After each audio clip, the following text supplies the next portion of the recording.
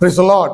परमेश्वर के नाम की महिमा हो। आज शाम की समय फिर से परमेश्वर के चरणों पर इस प्रकार वचन के साथ आने के लिए परमेश्वर ने हमारे जीवन में दिया हुआ इस सुंदर अवसर के लिए मैं प्रभु को धन्यवाद देता हूं। आज का हमारा विषय आप जानते हैं, विश्व युद्ध और यीशु मसीह का आगमन। Praise the Lord. हम शुरुआत में वचन से एक भाग को हम पढ़ेंगे, जकरिया का पुस्तक उसका 12वां अध्याय का 3 से लेकर 9वां आयत तक हम पढ़ेंगे। उस समय पृथ्वी की सारी जातियां यरूशलेम के विरुद्ध इकट्ठी होंगी।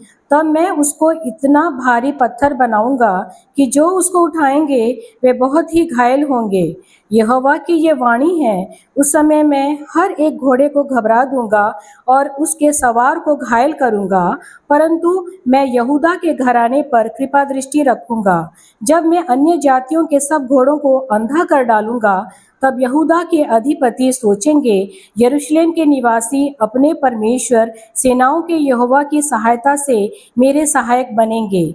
उस समय मैं यहूदा के अधिपतियों को ऐसा कर दूंगा जैसी लकड़ी के ढेर में आग भरी अंगीठी या पूले में जलती हुई मशाल होती है, अर्थात वे दाहिने बाएं चारों ओर के सब लोगों को भस्म कर डालेंगे और यरूशलेम जहां अब बसी है वहीं बसी रहेगी, यरूशलेम में ही।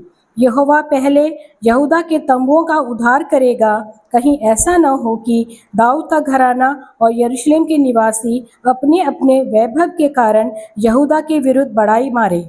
उस समय यहोवा यरूशलेम के निवासियों को मानो ढाल से बचा लेगा, और उस समय उनमें से जो ठोकर खाने वाला हो वह दाऊद के समान होगा, और दाऊद का घराना परमेश्वर के समान होगा, अर्थात यहोवा के उस दूत के समान जो उनके आगे आगे चलता था। उस समय मैं उन सब जातियों का नाश करने का यत्न करूंगा जो यरूशलेम पर चढ़ाई करेंगी। Praise the Lord. आज से लगभग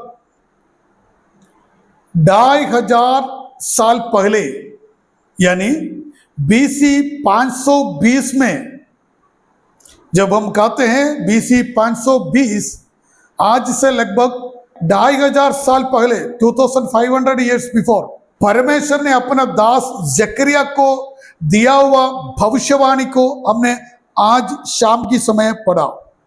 वहां पर इस प्रकार लिखा है, मैं ये ईयर का बात इसलिए मैंने आपको कहा 2500 साल, मतलब आज हम जब दुनिया में देखते हैं या दुनिया की ओर हमारा दृष्टि लगाते हैं, हमें मालूम है दुनिया में होने वाली हर एक बात एक बहुत बड़ा विश्व युद्ध की ओर हमें लेके जा रहा है।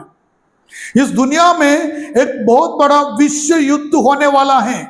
काफी महीनों से, काफी सालों से युद्ध होते रहता है। लगभग 2.5 साल पहले रशिया और यूक्रेन के बीच में ये युद्ध चल रहा है, और उसके बीच इसराइल के साथ अरब राष्ट्र के लोग युद्ध करते आ रहा है, और अलग अलग देश के लोग उनके विरोध में आगे बढ़ रहा है।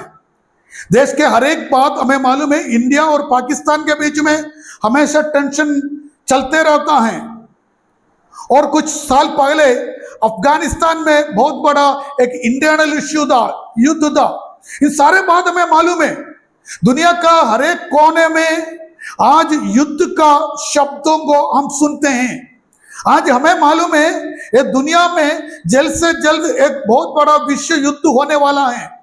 लेकिन मैं आपको इसलिए ये आयत को पढ़ाया क्योंकि लगभग 2500 साल पहले, लगभग 2500 years पहले परमेश्वर ने अपने दास जकरिया के द्वारा इस प्रकार बताया और इस प्रकार अपना पुस्तक में लिखवाया। इस प्रकार लिखा है, जकरिया का पुस्तक 12वां अध्याय का 3रा पद में इस प्रकार लिखते हैं, उस समय पृथ्वी की सारी जातियां यरूशलेम के विरोध इकट्ठी होंगे।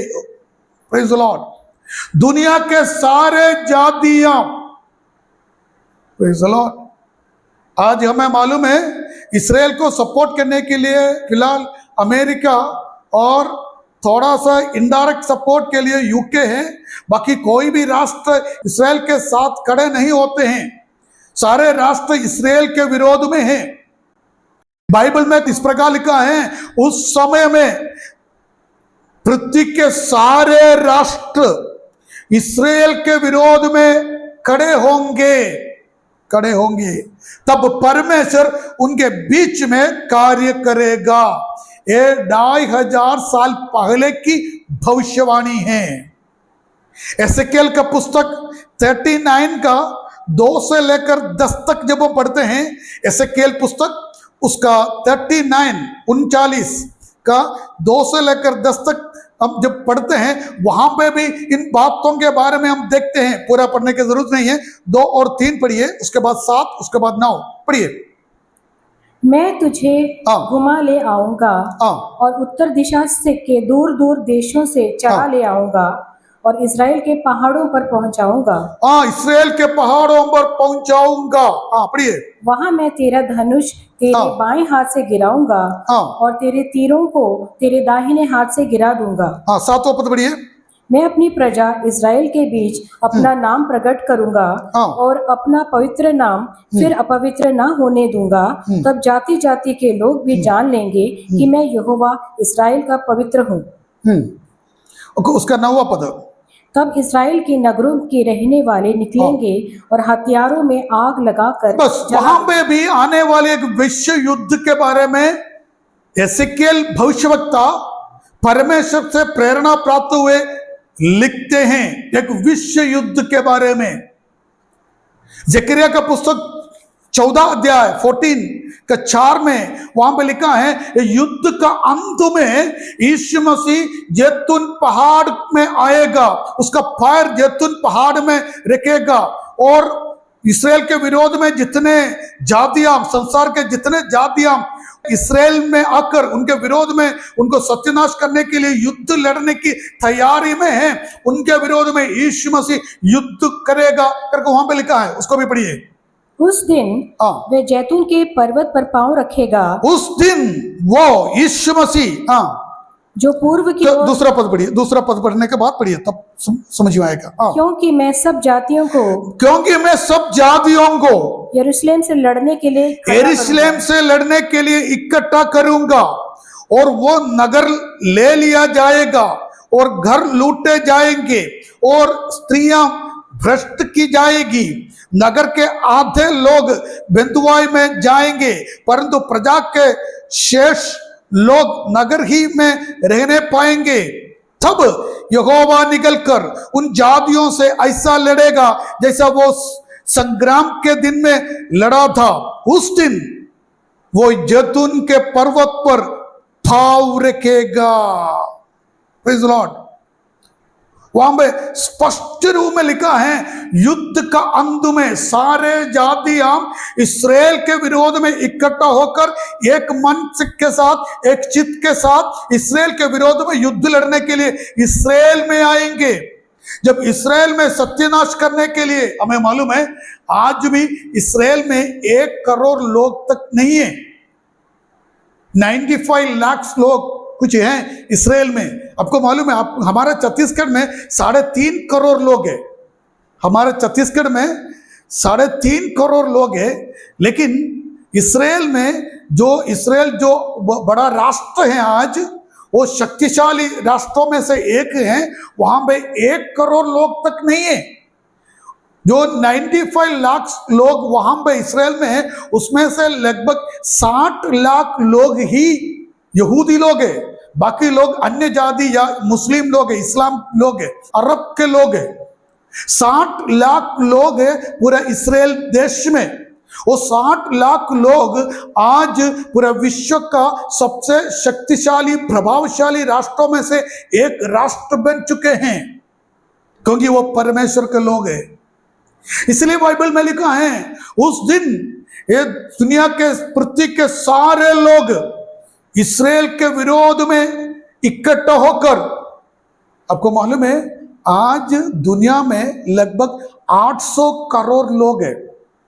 आज दुनिया में कितने लोग हैं? 800 करोड़ लोग हैं। 800 करोड़ लोग इस्राएल के विरोध में जो 1 करोड़ तक नहीं है उनके विरोध में आते हैं तो उनको भस्म कर जाएंगे, वो भस्म हो जाएंगे।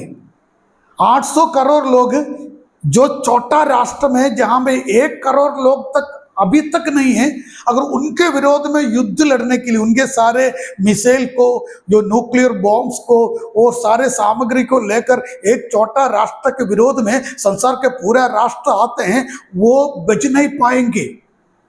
उतना छोटा सा राष्ट्र है इसराइल। इसलिए परमेश्वर कहते हैं जब सारे राष्ट्र के लोग इसराइल के विरोध में इसराइल में इकट्ठे होंगे, परमेश्वर उनके विरोध में, परमेश्वर इसराइल के लिए लड़ाई करेंगे। वहां पर आगे 14 अध्याय का आगे हम पढ़ने से इस प्रकार लिखा है, यीशु मसीह का मुंह से आने वाली आग के द्वारा वो भस्म हो जाएंगे करके लिखा है। Praise the Lord. इन बातों के बारे में, युद्ध के बारे में यीशु मसीह भी एक बार बोला था। मैं आगे बढ़ने से पहले उन आयतों को आपके सामने रखकर मैं आगे बढ़ना चाहता हूं। यीशु मसीह एक बार बोला, हम पढ़ेंगे मत्ती रईस सुसमाचार, पिछले हफ्ते भी हमने उस वाक्यों को पढ़ा था और प्रकाश वाक्य की पुस्तक में भी उस वाक्य को हम रेफर करते हैं। मत्ती रईस सुसमाचार 24 अध्याय का और 6 से आगे हम पढ़ते हैं और जब 3 से पढ़ते हैं, जब चेले लोग यीशु मसीह से यह पूछा, तुम्हारा आगमन का और इस दुनिया का अंत का चिन्ह क्या होगा? पढ़िए उस वाक्य को। तब वह जैतून पहाड़ पर बैठा था तो चेलों ने एकांत में उसके पास आकर कहा, हमें बता कि ये बातें कब होंगी? ये बातें कब होगी? तेरे आने का और जगत के अंत का क्या चिन्ह? तेरे आने का और जगत का अंत का क्या चिन्ह होगा? तुम लड़ाइयों और लड़ाइयों की चर्चा सुनोगे तो घबरा मत जाना, क्योंकि इनका होना अवश्य है, परंतु उस समय अंत ना होगा, क्योंकि जाति पर जाति और राज्य पर राज्य चढ़ाई करेगा और जगह जगह अकाल पड़ेंगे। वो में आगे बढ़कर हम देखते हैं युद्ध के बारे में यीशु मसीह कहते हैं। प्रकाश वाक्य पुस्तक से हम पढ़ेंगे, जो भविष्यवाणी के पुस्तक है उसमें से हम पढ़ेंगे, उसका 16वां अध्याय का 14 से 16वां आयत तक हम पढ़ेंगे। ये चिन्ह दिखाने वाली दुष्टात्माएं हैं जो सारे संसार के राजों के पास निकल कर। एक और बात, 13वां आयत से पढ़ने से हमको समझ में आता है तो युद्ध के पीछे कौन कार्य करता है। जैसे परमेश्वर पिता, पुत्र मसीह और पवित्र आत्मा, जब हम त्रिएक परमेश्वर कहते हैं, वहां पे भी 3 लोगों को हम देखते हैं, वहां पे भी तृत्व को देखते हैं, झूठे तृत्व को हम देखते हैं। पढ़िए। फिर मैंने उस अजगर के मुंह से और उस अजगर कौन है? हमें मालूम है उत्पत्ति के पुस्तक में शैतान अजगर के रूप में एदन वाटिका में आया, शैतान को दिखाते हैं। आगे बढ़िए। और उस पशु के मुंह से, वो पशु का मुंह कौन है? वो आने वाली मसीह विरोधी को दिखाते हैं। और उस झूठे भविष्यवक्ता उनके साथी हैं। ये तीनों लोगों का कार्य क्या है? पढ़िए वहां पे। 3 अशुद्ध आत्माओं को मेंढकों के रूप में निकलते देखा। ये चिन्ह दिखाने वाली दुष्टात्माएं हैं जो सारे संसार के राजाओं के पास निकलकर इसलिए जाती हैं कि उन्हें सर्वशक्तिमान परमेश्वर के उस बड़े दिन की लड़ाई के लिए बड़े दिन के लड़ाई के लिए इकट्ठा करे। भविष्यवाणी में भी स्पष्ट रूप में प्रकाश वाक्य के पुस्तक में लिखा है, अंतिम दिनों में जो शैतान और मसीह विरोधी और झूठे भविष्यवक्ता तीनों मिलकर सारे संसार के लोगों को इस्राएल के विरोध में और परमेश्वर के विरोध में इकट्ठा करेंगे, ताकि परमेश्वर को और परमेश्वर के लोगों के विरोध में युद्ध करे। हम जब इस दुनिया में देखते हैं एक तीसरा विश्व युद्ध को हम देख सकते हैं। बाइबल भी उसके बारे में स्पष्ट रूप में हमें बताते हैं। उन आयतों को हमने अभी पढ़ा है, जो जकरिया का पुस्तक में हमने पढ़ा, यसेकेल के पुस्तक में हमने पढ़ा, मत्ती के इंजील में जो सुसमाचार में हमने पढ़ा और प्रकाश वाक्य के पुस्तक में भी हमने पढ़ा। यह दुनिया एक बहुत बड़ा विश्व युद्ध की ओर चल रहा है वो कब होगा, कौन सा दिन होगा और कितने महीने के बाद या साल के बाद होगा हमें नहीं मालूम है, लेकिन एक बात स्पष्ट है, शायद मैं विश्वास करता हूं हमारा ही समय में ये सारे बात इस दुनिया में होने वाला है, क्योंकि इस दुनिया का हर एक बात वो हमें दिखाते हैं, दुनिया का हर एक चिन्ह हमें यह दिखाते हैं ये दुनिया एक बहुत बड़ा एक तीसरा विश्व युद्ध की ओर चल रहा है और बढ़ रहा है। इस बात बाइबल से हमें समझ में आते हैं। हमें मालूम है दुनिया में ऑलरेडी 2 विश्व युद्ध हो चुका है। पहला विश्व युद्ध 1914 में शुरू हो गया। 1914 जुलाई 28 तारीख को पहला विश्व युद्ध शुरू हो गया और लगभग 1918 तक 1918 नवंबर 11 तारीख तक वो चलते रहा। लगभग 4 साल दुनिया का सबसे पहला विश्व युद्ध चलते रहा। 1914 जुलाई 28 से लेकर 1918 नवंबर 11 तारीख तक पहला विश्व युद्ध चलते रहा। करोड़ों करोड़ों लोग उस युद्ध में इस दुनिया से अलग हो गया। करोड़ों लोग घात हुआ और करोड़ों लोगों को कोई जानकारी नहीं था, कोई जानकारी नहीं था। हमें मालूम है दूसरा विश्व युद्ध उसका शुरुआत 1931 में जब हिटलर पोलैंड के विरोध में युद्ध शुरू किया, तब शुरू किया और तब उसका बिगिनिंग था, प्रारंभ था। लेकिन दूसरा विश्व युद्ध उसका सारे गंभीरता से 1939 से लेकर 1945 तक चलते रहा। लगभग 6 साल। इतिहास हमें इस प्रकार का बताते हैं लगभग 8 करोड़ लोगों का मृत्यु हुआ दूसरा विश्व युद्ध में। 8 करोड़ लोगों का मृत्यु हुआ। उस समय में पूरा पृथ्वी में सिर्फ 230 करोड़ लोग थे। 230 करोड़ लोग थे, उसमें से लगभग 3% लोगों का मृत्यु उस समय में हुआ दूसरा विश्व युद्ध में। हमें मालूम है दूसरा विश्व युद्ध में हिटलर यूरोप में रहने वाला यहूदी लोगों के विरोध में उन्होंने कॉन्सेंट्रेशन कैंप्स बनाया, गैस चैम्बर में लाखों लोगों को मार डाला, यहूदी लोगों को। उसको हम होलोकॉस्ट कहते हैं। होलोकॉस्ट एक वंश को सत्यानाश करने की कोशिश किया। इस्राएल वंश को सत्यानाश करने के लिए कोशिश किया हिटलर का अगुवाई में। मैंने पिछले हफ्ते भी शायद आपको बताया 60 लाख यहूदी लोगों को दूसरा विश्व युद्ध के दौरान हिटलर ने मार डाला। 60 लाख यहूदी लोगों को, लगभग 8 करोड़ लोगों का मृत्यु हुआ। करोड़ों लोग लापता हो गया।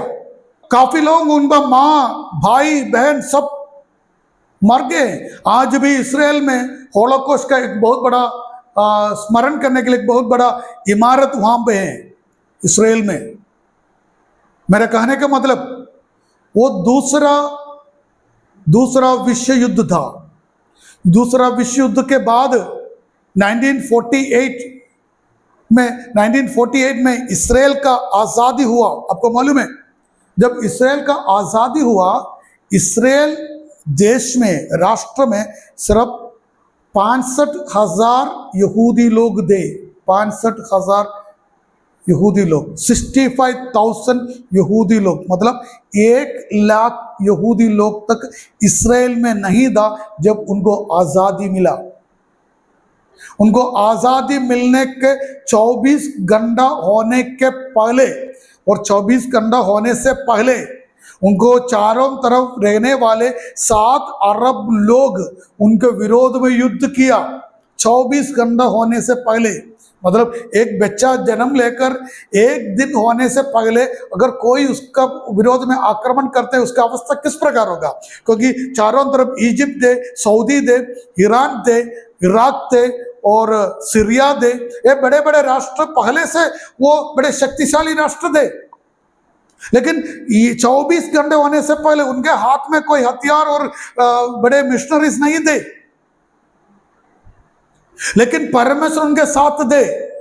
परमेश्वर उनके साथ रहने के कारण 7 राष्ट्र जब उनके विरोध में युद्ध किया, वो विजय नहीं पाया, वो प्रबल नहीं हुआ। इसराइल उनको ऊपर प्रबल होकर, जो एरिया इजिप्ट के अधीनता में था, जो एरिया सीरिया के अधीनता में था, वो इसराइल के अधीनता में आया। उसके बाद 1964 में हिस्ट्री आपको मालूम है, 6 दिन का एक युद्ध हुआ, 6 दिन का, 6 days वॉर, फेमस है। उस युद्ध में भी इसराइल प्रबल हुआ, इसराइल प्रबल हुआ। मेरे कहने का मतलब, परमेश्वर अपने देश के लोगों को अलग कर कर रखा है। 2000 साल पहले वो अपना देश छोड़कर अलग अलग देश में चले गए थे। केरल में थे, इंडिया के कलकत्ता में थे, बॉम्बे में थे, अभी भी कुछ लोग हैं वहां पे। यूरोप में काफी जगह में वो फैल गए थे, वहां से हिटलर उनको मार डाला, हमें मालूम है। AD 70 में, आज से लगभग 2000 साल पहले वो अपना देश छोड़कर अलग अलग देश में चले गए थे। लेकिन जहां कभी वो रहते थे, वो रहते हैं, आज भी रहते हैं वहां पे। आज भी वे लोग यहूदी पहचान को रखते हुए रहते हैं, वो यहूदी जाना जाते हैं वहां पे वो अपना आराधना 2000 साल से अभी भी वो अपना आराधना करते हैं।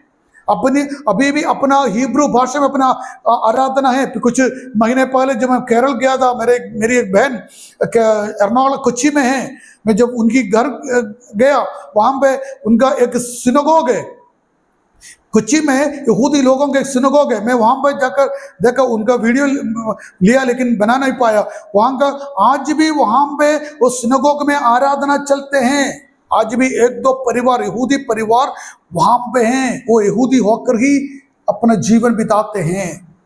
मैंने पिछले बार भी एक सवाल आपसे किया, अगर हमारा परिवार से कोई बाहर विदेश में जाते हैं 100 साल के बाद या 200 साल के बाद, हम छत्तीसगढ़ी और हमारा पहचान, हमारा पीढ़ी नहीं रखेंगे, वो वहां के लोग बन जाते हैं।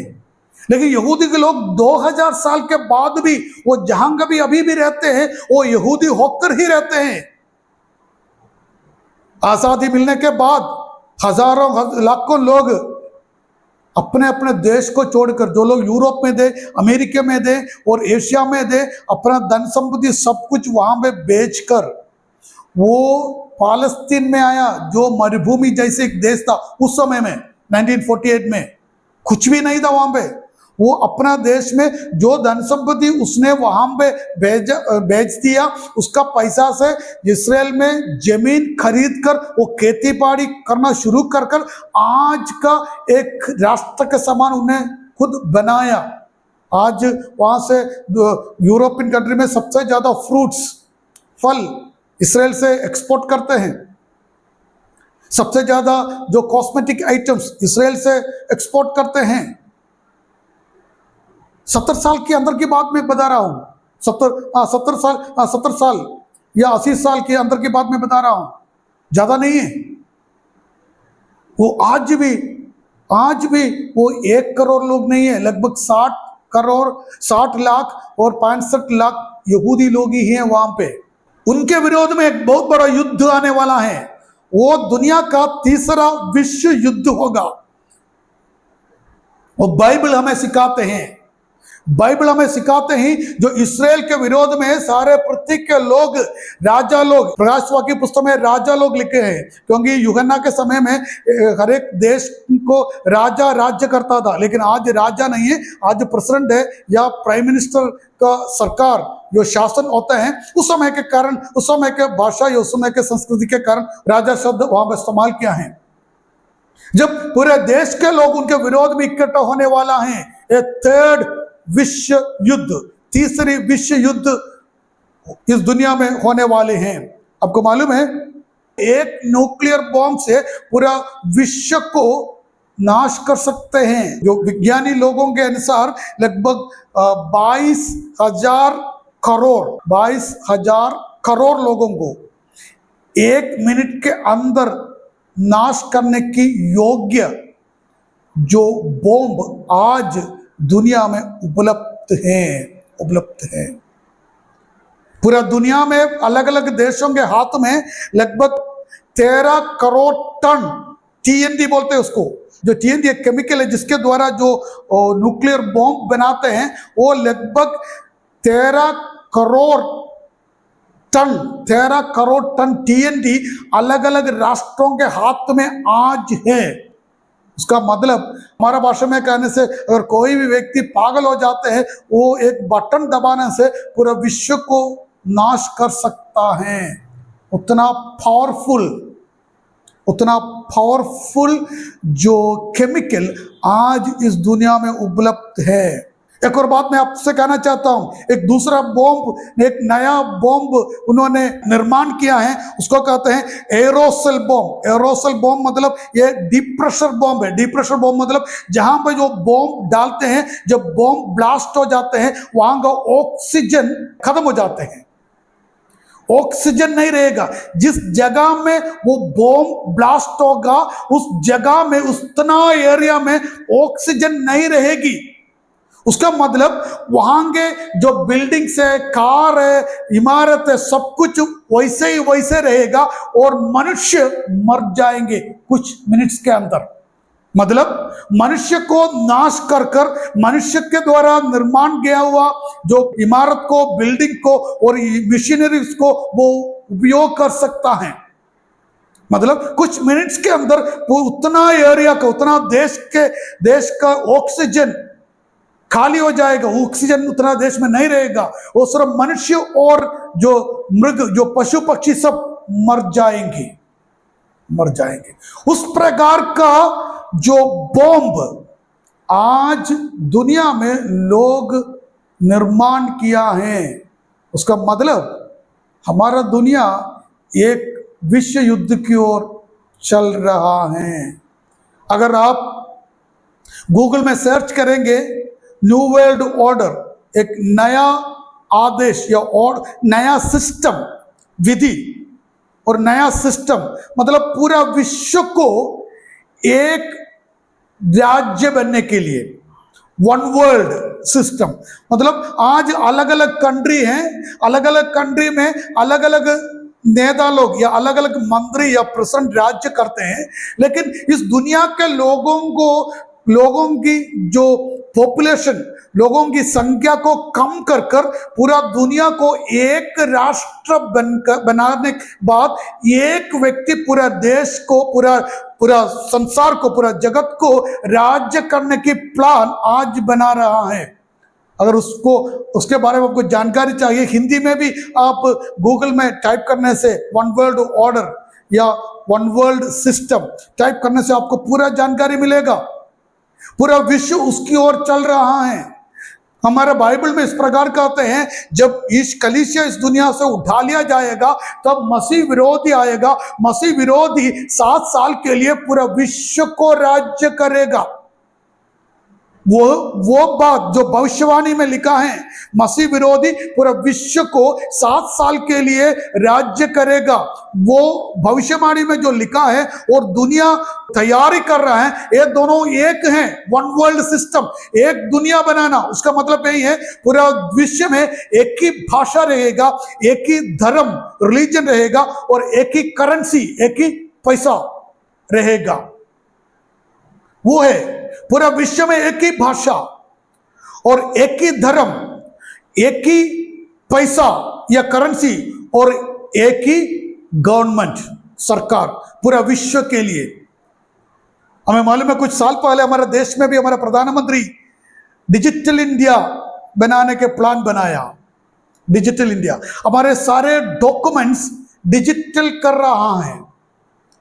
जितने गवर्नमेंट ऑफिस में, सरकारी ऑफिस में जितने डॉक्यूमेंट्स है, सब डिजिटलाइज कर रहा है। डिजिटलाइज करने से क्या होता है, कंप्यूटर में वो फीड करने से क्या होता है, दुनिया का कोई भी कोने में बैठकर पूरा भारत को नियंत्रण कर सकता है। ये बात है, डिजिटल इंडिया डिजिटलाइज कर रहा है। अभी मालूम है आपका आधार कार्ड कहीं से भी डालने से आपको पूरा जानकारी मिलेगा, आपको पूरा जानकारी मिलेगा, आपका एड्रेस मिलेगा, आपका घर के बारे में मिलेगा, सब जानकारी मिलेगा। आपका आधार कार्ड का नंबर डालने से, आपका पान कार्ड का नंबर डालने से आपको कहाँ कहाँ बैंक अकाउंट है, आपका बैंक अकाउंट में कितना पैसा है, आपको कितना लोन है, आप कितना लोन लिया है, कितना वापस किया है, ये सब जानकारी मिलेगा। ये सब डिजिटलाइज कर रहा है। मतलब इसको क्या है, कोई भी आपके घर में आकर पूछने का या आपका नजदीकी म्युनिसिपैलिटी में या कॉरपोरेशन में, आपका पंचायत में आकर आपका डिटेल्स लेने का जरूरत नहीं है, आपका बैंक में जाकर आपका डिटेल्स लेने का जरूरत नहीं है। ये नंबर डालने से दुनिया का कोई भी जगह में बैठकर आपका पूरा जानकारी ले सकते हैं। पूरा दुनिया एक वन वर्ल्ड सिस्टम की ओर जा रहा है। ये सिंगल सरकार, एक सरकार के अधीनता में आने वाला है। हमें मालूम है वो इंग्लिश भाषा आज पूरा विश्व में फैल रहा है। अगर आज इंग्लिश, जिसको इंग्लिश नहीं मालूम है वो अलग दूसरे जगह में जा नहीं सकता है, क्योंकि हम भी सब लोग इंग्लिश आजकल आपको मालूम है 10 साल पहले आपको जितना इंग्लिश मालूम था उससे बढ़कर आपको मालूम है, क्योंकि आप लोग फेसबुक यूज करते हैं, व्हाट्सएप यूज करते हैं, इंस्टाग्राम यूज करते हैं। आपको आप जाने या ना जाने आप इंग्लिश सीख रहे हैं। आज थोड़ा बहुत हर एक व्यक्ति सीख रहा है। आज आपको थोड़ा इंग्लिश मालूम, इसलिए आप जूम ओपन किया है।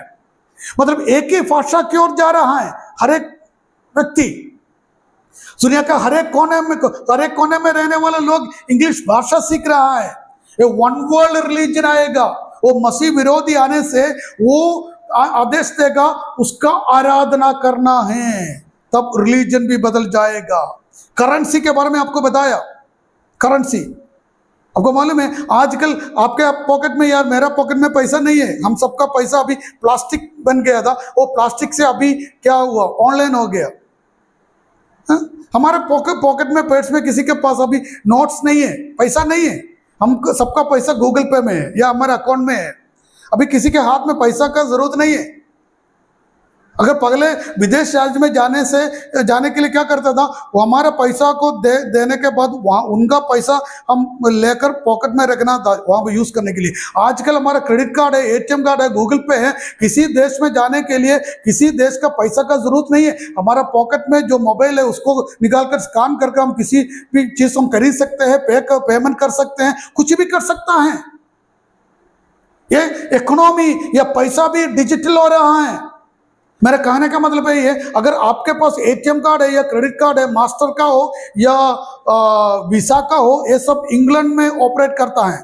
उनका जो सेंटर इंग्लैंड में, यूके में है। मास्टर कार्ड का, वीसा कार्ड का, कोई भी एटीएम कार्ड या क्रेडिट कार्ड आप यूज करते हैं, अगर वहां पे बैठने वाला व्यक्ति वो एक दिन उसका लिंक डाउन करते हैं या बंद करते हैं, आप आपका एटीएम कार्ड इस्तेमाल नहीं कर सकते। यही बात है। अगर लिंक डाउन हो गया, आजकल हमें मालूम है अगर बैंक में जाते हैं कुछ समय वो लोग कहते हैं लिंक डाउन है, लिंक नहीं है, वो आधा घंटा के बाद आ जाओ या 1 घंटा के बाद आ जाओ। क्योंकि पूरा दुनिया का कोई भी कोना में बैठकर हमें भी हमारा पैसा भी कंट्रोल कर सकता है। इस बात को समझना है। पहले जब हमारा पॉकेट में पैसा था, किसी का ऊपर किसी का भरोसा करने का या किसी का डिपेंड करने का जरूरत नहीं था, किसी को निर्भर करने की जरूरत नहीं था। हमारे पास पैसा था, हम जाकर कुछ भी कर ही सकते हैं, कुछ भी ले सकते हैं, किसी को भी दे सकते हैं। लेकिन आज हम अगर दुकान में जाते हैं कुछ सामान लेने के लिए, तब नेट डाउन है या लिंक डाउन है, तो हम सर्वर डाउन है, तो हम पेमेंट नहीं कर सकते, कुछ ले नहीं सकते। कोई भी दुनिया के एक कोने में बैठकर हमें कंट्रोल कर सकता है, हमारा पैसा को कंट्रोल कर सकता है। ये सब हमें लेके जा रहा है एक वन वर्ल्ड सिस्टम में। एक सिंगल सरकार इस दुनिया में आने वाला है। मसीह विरोधी के द्वारा एक सिंगल सरकार पूरा दुनिया को, पूरा विश्व को राज्य करने वाला या शासन करने वाला है। उसकी ओर ये सारे बात हमें लेकर जा रहा है।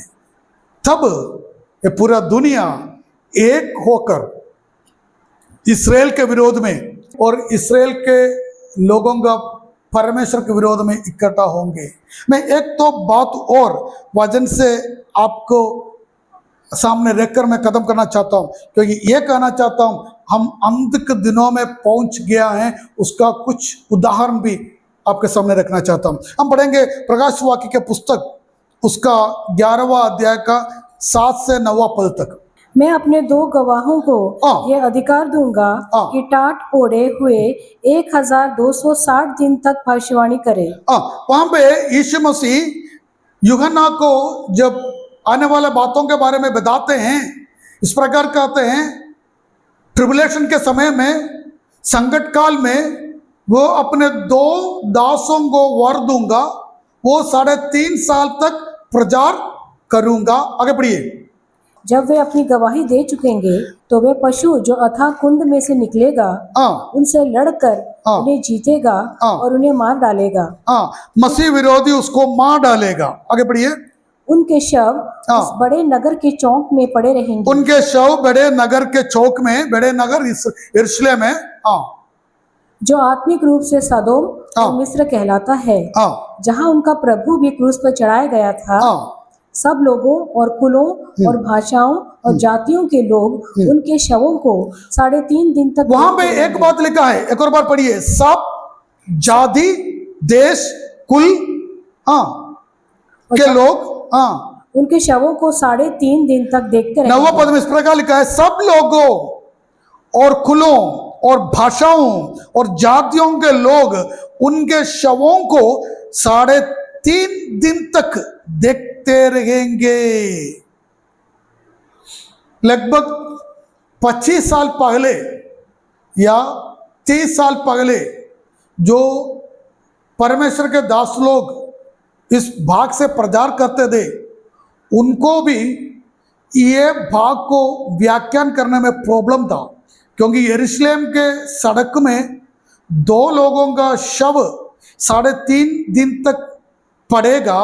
वो सारे कुल का, जाति का, भाषा के लोग उस शव को देखेंगे। वो कैसा संभव है, वो 25, 30 या 35 साल पहले किसी को नहीं मालूम था। इसराइल यरूशलेम के सड़क में जो शव, 2 जन का शव पड़ेंगे और रहेंगे, वो सारे दुनिया के लोग कैसे देखेंगे? वो असंभव था। लगभग 30-35 साल पहले वो असंभव था। लेकिन आज आपको मालूम है, दुनिया का हर एक कोने में होने वाली हर एक छोटे से छोटे बात तक आप अपना घर में बैठकर टीवी के द्वारा और आपके हाथ में जो मोबाइल है उसके द्वारा आप आज देख सकते हैं। आज आपको मालूम है, दुनिया का हर एक कोने में होने वाली बात आप देख सकते हैं। आपको मोबाइल में आप देख सकते हैं। पहले तो टीवी जरूरत था, लेकिन अभी टीवी की जरूरत नहीं है। आपके हाथ में जो मोबाइल है उसमें दुनिया के हर एक कोने में होने वाली बात आप देख सकते हैं। हर एक कोने में होने वाली बात आप देख सकते हैं। आज वो संभव है। यीशु मसीह ने कहा, यह संकट काल के समय में यह बात होगा, तब सारे जाति के, भाषा के, कुल के लोग देखेंगे। आज वो संभव हो गया। मतलब यीशु मसीह का आगमन का समय बहुत निकट हो गया। मतलब दुनिया का अंत का समय बहुत निकट हो गया। एक तीसरा युद्ध की ओर दुनिया लेकर जा रहा है। आगे हम पढ़ेंगे 18वां अध्याय का 11 से लेकर 14 तक। पृथ्वी के व्यापारी पृथ्वी के व्यापारी उसके लिए रोएंगे और कल्पेंगे, क्योंकि अब कोई उनका माल मोल न लेगा, अर्थात सोना, चांदी, रत्न, मोती और मलमल और बैंजनी, रेशमी और लाल रंग के कपड़े और हर प्रकार का सुगंधित काठ और हाथी दांत की हर प्रकार की वस्तुएं और बहुमूल्य काठ की पीतल और लोहे और संगमरमर की सब भांति की वस्तुएं और दालचीनी, मसाले, धूप, इत्र, लोबान, मदिरा, तेल, मैदा, गेहूं, गाय, बैल, भेड़, बकरियां, घोड़े, रथ और दास और मनुष्य के प्राण। ओके, वहां पे अंत के दिनों में जो व्यापारी लोग बेचने वाली बातों के, वस्तुओं के बारे में, वस्तुओं की एक लंबी लिस्ट वहां पे दिया है। यहाँ पे हिंदी में जो दास लिखा है वो इंग्लिश में वहां पे ह्यूमन बॉडी लिखा है, मनुष्य का शरीर लिखा है, मनुष्य का शरीर लिखा है। और हम देखते हैं 13वां आयत का लास्ट में लिखा है मनुष्यों के प्राण। कुछ साल पहले तक, लगभग 50 साल पहले तक हमें नहीं मालूम था ये मनुष्य के शरीर किस प्रकार बेच दिए जाते हैं। कुछ लोग सोचते थे शरीर मांस को, मनुष्य के मांस को खाने के लिए है। या मैंने बोला यहाँ पे हिंदी में जो दास शब्द लिखा है, इंग्लिश में ह्यूमन बॉडी लिखा है, मनुष्य शरीर लिखा है, मनुष्य शरीर। कुछ 50 साल पहले तक हमें नहीं मालूम था मनुष्य शरीर बेच दिया जाएगा कर कर, क्योंकि हम सोचते चाइना के लोग और दूसरे कुछ देश के लोग मनुष्य को खाते हैं, कुछ जो जंगल में ऐसा कुछ लोग रहते हैं जो मनुष्य का मांस को खाते हैं, वो सोचते थे लोग। लेकिन आज मनुष्य का शरीर बेच दिए जाते हैं, किडनी ट्रांसप्लांट करते हैं लोग, लाखों रुपए लेकर अपना किडनी बेच देते हैं, लोग हार्ट ट्रांसप्लांट करते हैं, आंख बदलते हैं या ट्रांसप्लांट करते हैं। शरीर का हर एक अंग आज ट्रांसप्लांट कर सकते हैं हम। यहां तक कि हमें से काफी लोग अपना खून डोनेट करते हैं, खून डोनेट करते हैं। 50 साल पहले यह असंभव था, लेकिन आज दुनिया का हर एक व्यक्ति जानते हैं ये सब संभव है, ये सब संभव है। मनुष्य का हार्ट ट्रांसप्लांट करते हैं, किडनी ट्रांसप्लांट करते हैं, लिवर ट्रांसप्लांट करते हैं, आंख और हाथ और पैर, शरीर का हर एक अंग आज ट्रांसप्लांट कर सकते हैं। कुछ लोग अपना किडनी बेच देते हैं, कुछ लोग मरने से पहले अपना शरीर बेचने की साइन कर कर मरते हैं। ये आज दुनिया में संभव है। ये बात 50 साल पहले हमें समझ में नहीं आता था ये कैसे संभव है। दूसरे बात वहां पे लिखा है 13वें पद में, मनुष्य के प्राण कैसे बेच दिया जाता है हमें नहीं मालूम था। लगभग 1978 जुलाई 25 तारीख को हमको मालूम है दुनिया का सबसे पहला टेस्ट ट्यूब के द्वारा एक बेबी का, बच्चे का जन्म हुआ टेस्ट ट्यूब के द्वारा। 1978 जुलाई 25 तारीख को।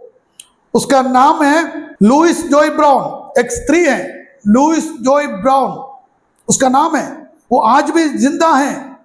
वेस्ली मालिंडर उसका पति का नाम है, वो दोनों आज भी है। 1978 जुलाई 25 तारीख को दुनिया का सबसे पहला टेस्ट ट्यूब बेबी जन्म लिया है। हमें मालूम है उसके बाद कुछ महीने के बाद 1978 अक्टूबर 3 तारीख को दुनिया का दूसरा टेस्ट ट्यूब बेबी का जन्म हुआ। वो विदेश में नहीं था, वो भारत में, इंडिया में, पूना में हुआ। पूना में उसका नाम है कानुप्रिया अग्रवाल। अगर आपका मोबाइल में गूगल में कानुप्रिया अग्रवाल टाइप करते हैं, उसका फोटो आपको मिल जाएगा।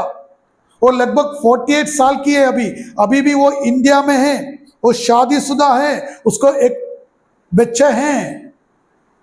टेस्ट ट्यूब बेबी 1978 अक्टूबर 3 तारीख को इंडिया में जन्म हुआ। क्लोनिंग के द्वारा बेबी का जन्म हुआ, उसका नाम है ईव।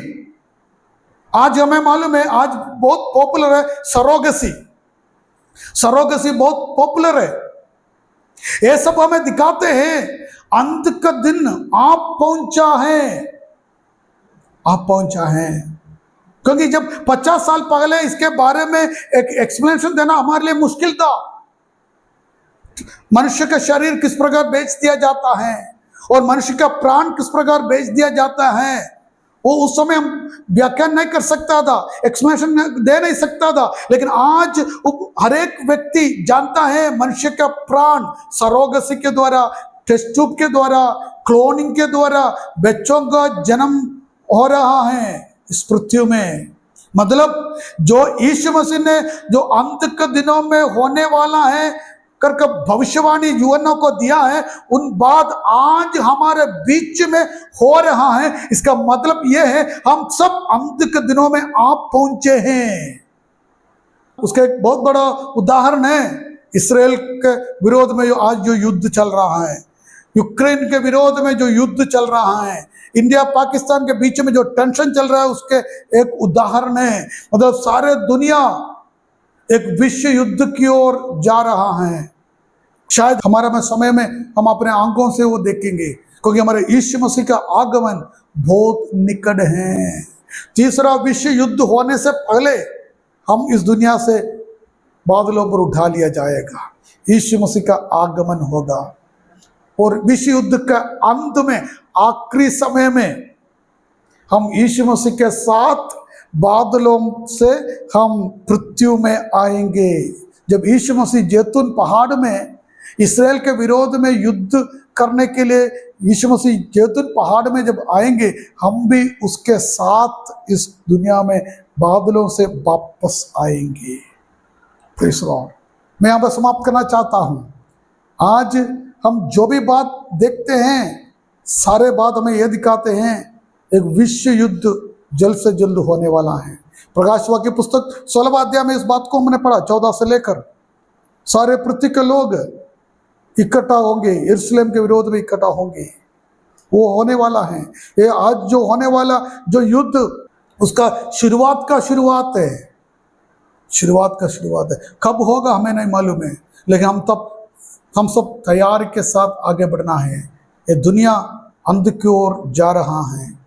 हमारे आगों से दुनिया के चारों तरफ होने वाला हर एक बात हमें यह बताता है यीशु मसीह का जो भविष्यवाणी हमारे सामने पूरा होने वाला है। हम तैयारी के साथ, प्रार्थना के साथ, विश्वास के साथ हम आगे बढ़ेंगे। प्रभु इन वचनों के द्वारा हमें आशीष अनुग्रह प्रदान करने पाए।